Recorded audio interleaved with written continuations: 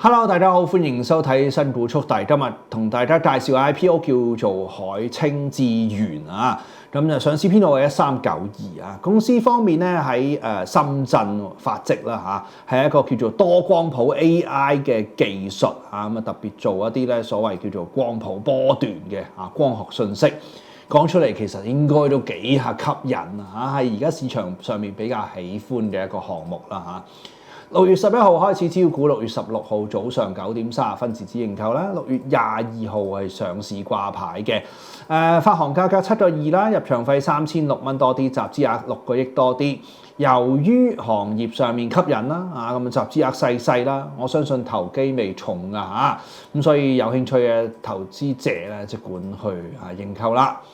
我係證監會持牌人，以上所講過嘅股份我係冇財務權益嘅。